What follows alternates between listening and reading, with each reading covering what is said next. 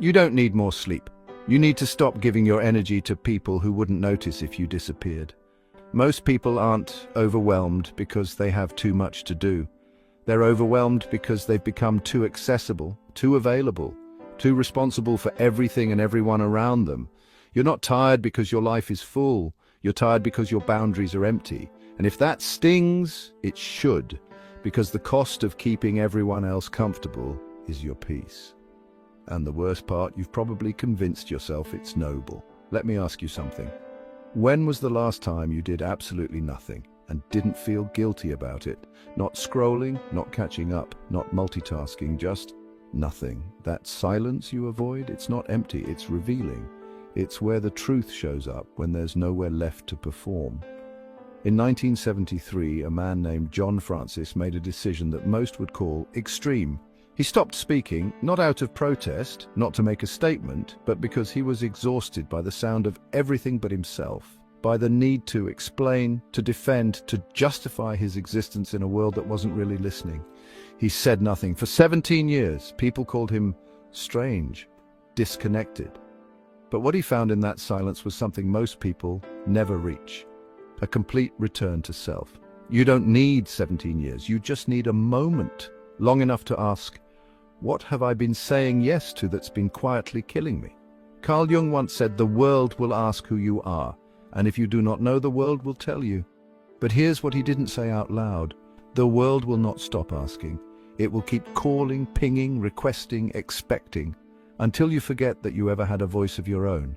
The erosion doesn't happen all at once. It happens through subtle, constant compliance. One silence at a time, one favor at a time, one boundary crossed while you smile and say, it's fine. If you don't protect your energy, someone else will use it. If you don't own your time, someone else will schedule it. If you don't choose your priorities, the world will hand you its to-do list and call it your life. That's not a glitch, that's the system. A system that thrives on your silence and survives on your guilt. But here's the good news, it only continues as long as you allow it. You don't need permission to disconnect. You need the courage to not explain when you do. You need the audacity to claim space without apology. You need to be willing to disappoint the people who only loved you when you were available. Because peace doesn't come knocking. It doesn't wait for you to be ready. It shows up the moment you say no more. So draw the line, not with resentment, but with clarity, not with anger, but with resolve. And when the noise gets louder, when people push back, when guilt comes knocking, remember John Francis. He didn't stop speaking to be dramatic, he stopped speaking to be free. And maybe, just maybe, it's time for your version of silence, the kind that says, without saying anything at all, I am no longer available for my own self-abandonment.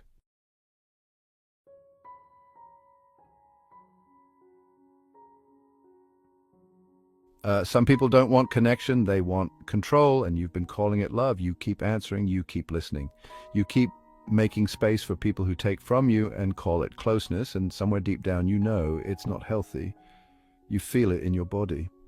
Tight shoulders, heavy chest, the ache behind your eyes after another conversation that left you more tired than before. Carl Jung didn't use the word toxic. He talked about psychic energy, about how certain people don't just demand your time, they drain your life force, they hook into your guilt, your kindness, your overdeveloped sense of duty, and they feed off it. They're not bad people, but they are leaking their unconscious wounds onto you. And if you keep holding space for them without holding a boundary for yourself, you will break, not dramatically, slowly, quietly, like a tire with a slow leak. There's a story. A farmer walks into a swamp to save a calf. He lifts it out, walks home, feels dizzy. Hours later, he collapses, not from the weight, but from the leech on his leg that he never noticed. You keep wondering why you're so tired, why you feel so resentful, why you're always on the edge of burnout. Look down. Who is attached to you? Who only calls when they need something? Who never asks how you're really doing? Who drains your hope and labels it venting, siphons your empathy and calls it support?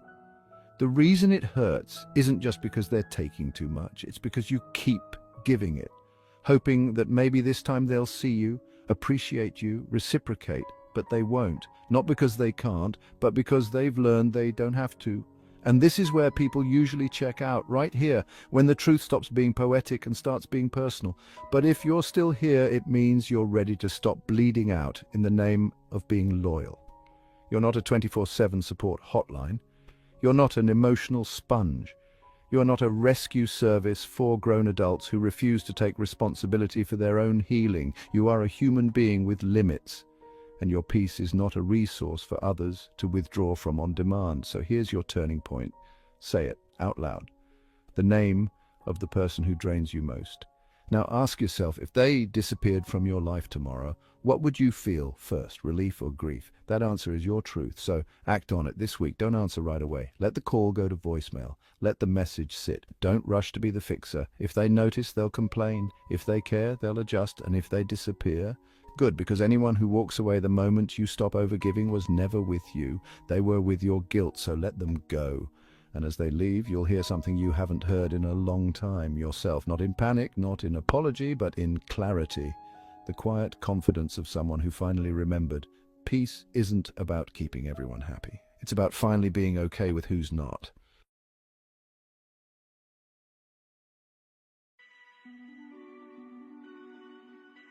You've spent your life being easy to like.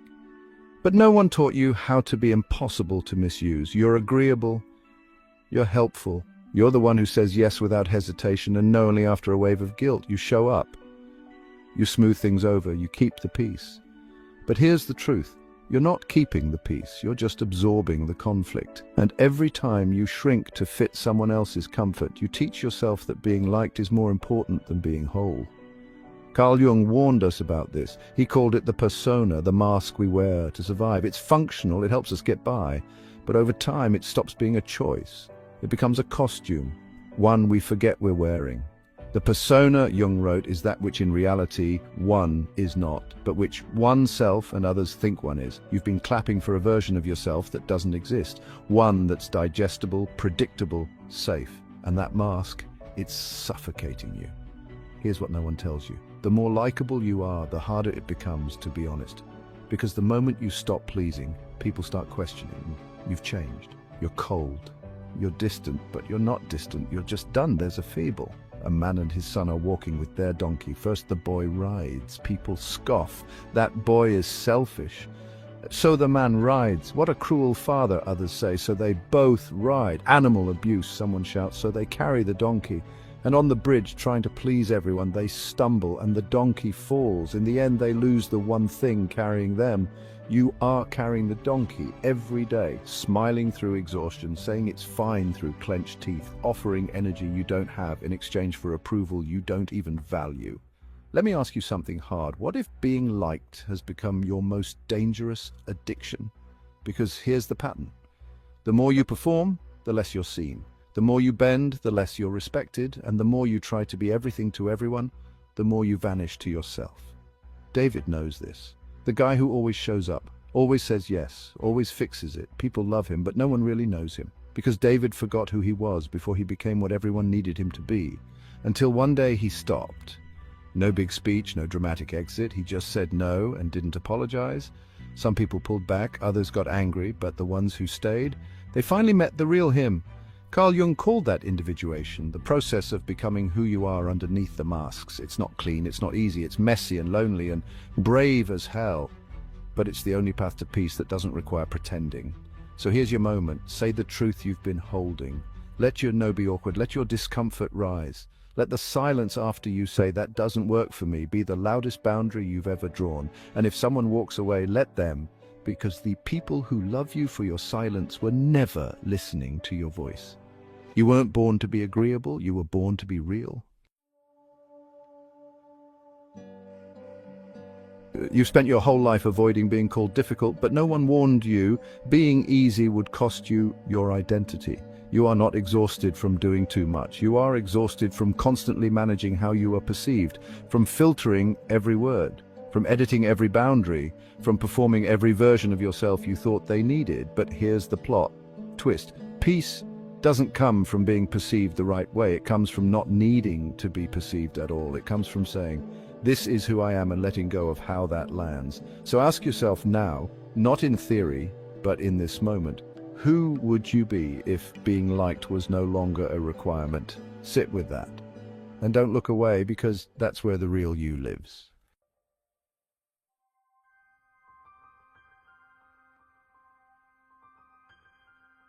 You've spent years identifying the negative people in your life. The complainers, the manipulators, the ones who make you feel small, drained, or angry. You've labeled them, you've blocked them, you've walked away. But here's the truth no one wants to say out loud. Not all bad vibes come from other people. Some of them are yours. Not because you're toxic, but because you're human.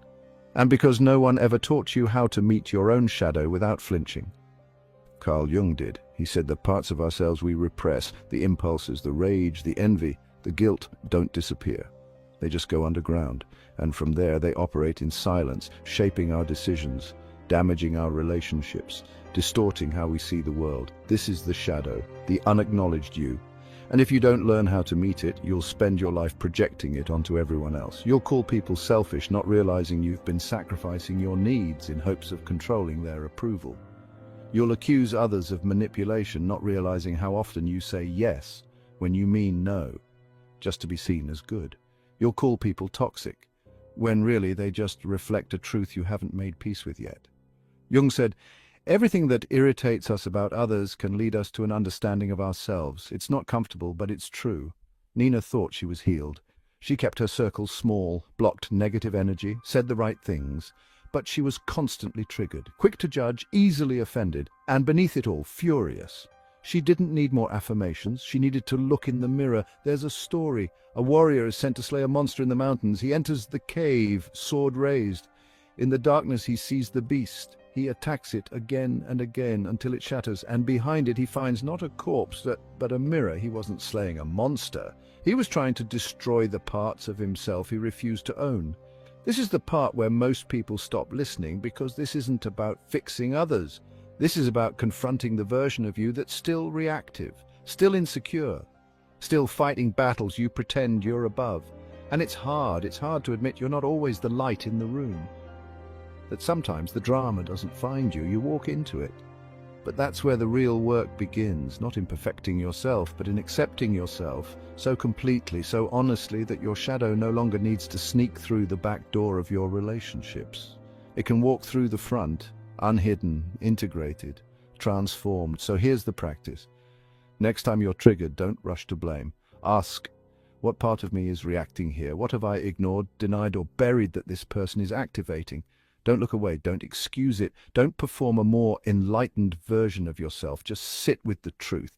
Because what you own, you no longer have to fight, and what you face, you can finally free. This is shadow work, and it's not glamorous. It doesn't look good on Instagram, but it's how you stop being at war with the world, because you finally stopped being at war with yourself.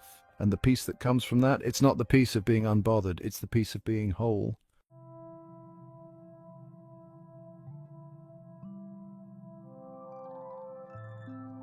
Solitude isn't a luxury, it's oxygen, but most people treat it like an escape, like something you earn only after you've answered every call, returned every text, fixed every problem, and met everyone else's needs. That's not solitude, that's collapse. You say you're overwhelmed, but you're not overwhelmed by life, you're overwhelmed by access. You've become a 24/7 emotional service provider, and the cost of that is staggering: your clarity, your boundaries, your self-awareness. Carl Jung didn't just value solitude, he built it into the architecture of his life. His Bollingen Tower wasn't a retreat from the world. It was a return to his center. It was a physical boundary with a spiritual function, silence that no one else was allowed to interrupt. When a close friend wanted to visit, Jung didn't entertain it. He didn't soften his no or offer an explanation. He simply replied, "The rest is silence." That wasn't rude, that was sacred. But we've been conditioned to feel guilty for even wanting space. We've been taught that being available makes us valuable, that being reachable makes us responsible, that being busy makes us important. But the truth, constant exposure is a form of self-abandonment. When everyone can reach you, no one truly sees you, including you. You can't hear your own wisdom if you're drowning in everyone else's noise. You can't meet your true self if your attention is constantly rented out to other people's demands. This is where the audience usually scrolls away, because this chapter requires stillness. It requires withdrawal, and withdrawal looks too much like selfishness to people who were taught to perform worthiness 24 hours a day. But if you're still listening, it means some part of you knows solitude isn't loneliness, it's sovereignty. You don't need a cabin in the woods. You don't need to go off-grid. You just need 1 hour. One moment where your presence isn't up for sale. Turn the phone off, close the door. Don't announce it, don't explain it, just disappear quietly, intentionally, because here's what happens when you do. Your nervous system exhales, your mind stops sprinting, your decisions stop being reactive, and slowly your soul begins to surface. Because you've finally stopped editing yourself for the audience. In solitude, your truth rises. You start to see the difference between what you do because it's true and what you do because it's expected. And yes, guilt will come. It always does. That familiar voice that says, you should check in, you should answer, you're being selfish. But that guilt isn't truth, it's programming, and you can let it pass like a storm without chasing it. Because guilt is just the echo of a life that was built for other people. Let it echo, let it fade. And when the next notification lights up your screen, ask yourself, is this more important than the conversation I'm having with myself? The world will keep asking for more. But you get to say when enough is enough. You get to be unavailable. You get to be sacred to yourself, just like Jung, just like anyone who's ever built a life from the inside out.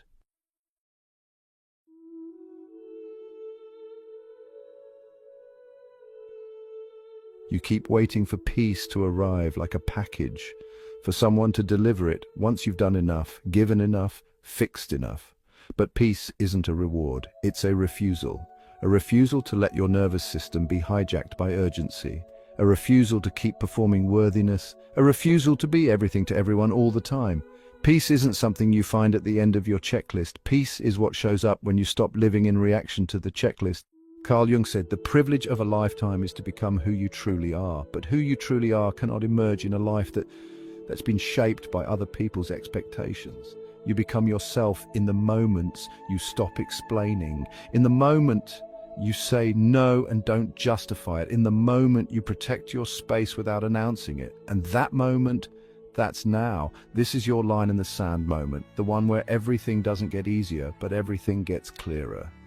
So, here's what you do next. Don't wait. Say it now. Say the sentence you've been holding in your chest for years.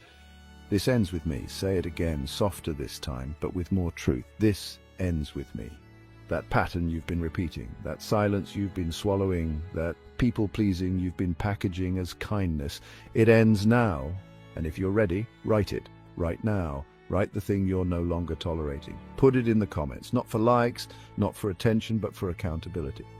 Let someone else scrolling see your line and recognize their own. And if this video shook something loose in you, don't keep it to yourself. Share it. Send it to the person who's always on call, the one who apologizes for needing rest, the one who's slowly disappearing behind their performance. They need this like you needed this. Because peace doesn't just change your calendar, it changes your capacity. And the moment you choose it, not wait for it, you begin again. You draw the line, you say the words, and you walk away from the noise. Not as an escape, but as a return to the version of you that doesn't need approval to feel whole. The version of you who, like John Francis, learned that sometimes the only way to find your voice is to stop explaining it. So take the silence, take the space, take the peace, and protect it like your life depends on it, because it does.